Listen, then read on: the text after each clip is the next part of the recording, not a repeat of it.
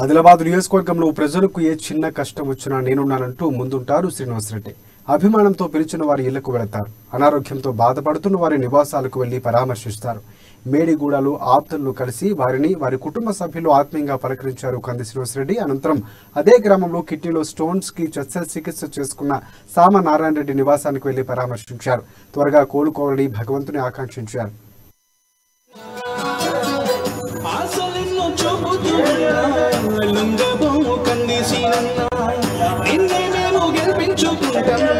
అమ్మ తోడు మా పల్లెలోనా రంది మనకు కందేసినన్నా తోడై నీతో వస్తున్నామన్నా గెలుపు బాట మేమేస్తామన్నా కమలానికే ఓటేస్తామన్నా అడుగడుగు నీతోనే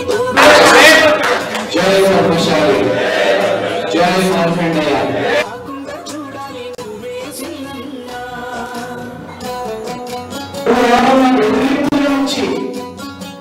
నన్ను సంపూర్ణంగా